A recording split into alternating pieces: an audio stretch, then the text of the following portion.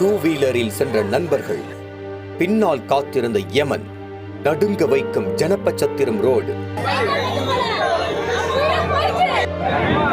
சடலத்துடன் கதறிய ஊர் மக்கள், திருவள்ளூரில் சோகம். திருவள்ளூர் மாவட்டம் சோழவரம் அருகே அமைந்துள்ளது கோட்டை குப்பம். இந்த பகுதியைச் சேர்ந்தவர் வாசு. இவரது மகன் அசோக்குமார் என்பவருக்கு 25 வயதாகிறது.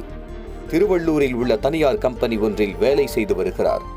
இந்நிலையில் அசோக்குமார் தன்னுடைய இருசக்கர வாகனத்தில் காலையில் பணிக்கு சென்றுவிட்டு மாலையில் வீடு திரும்புவது வழக்கம்.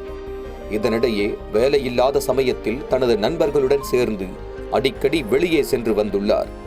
அந்த வகையில் கடந்த 12ஆம் தேதியன்று அசோக்குமார் வழக்கம் போல் வேலைக்கு சென்றுவிட்டு மாலையில் வீடு திரும்பியுள்ளார்.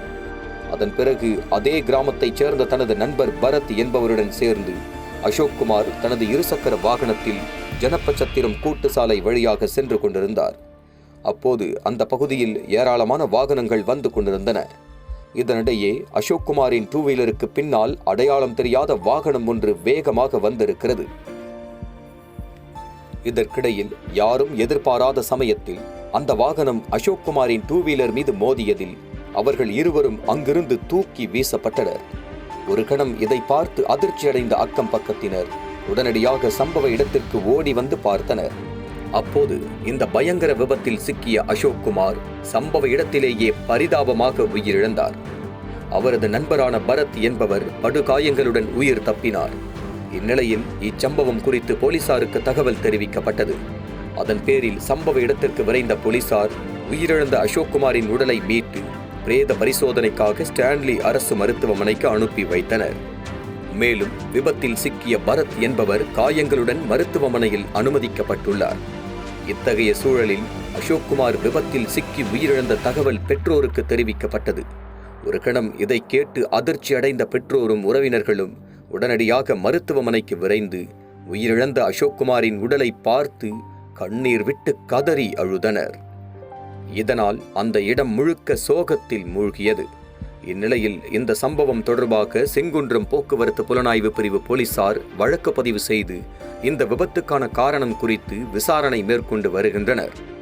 இதனிடையே ஸ்டான்லி அரசு மருத்துவமனையில் பிரேத பரிசோதனை முடிந்து அசோக்குமாரின் உடல் வீட்டிற்கு கொண்டு வரப்பட்டது.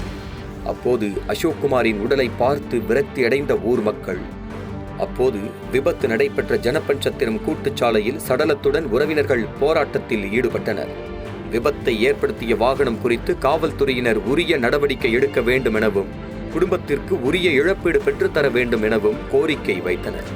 தகவல் அறிந்து சம்பவ இடத்திற்கு வந்த சோழவரம் காவல்துறையினருடன் உறவினர்கள் வாக்குவாதத்தில் ஈடுபட்டனர்.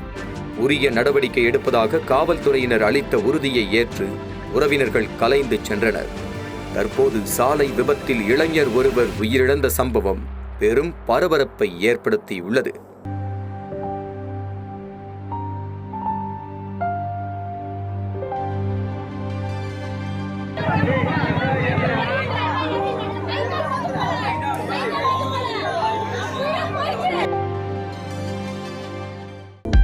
அனல் பறக்கும் செய்திகளை அப்டேட் செய்து கொள்ள நக்கீரன் களத்தை இப்பவே சப்ஸ்கிரைப் பண்ணுங்க.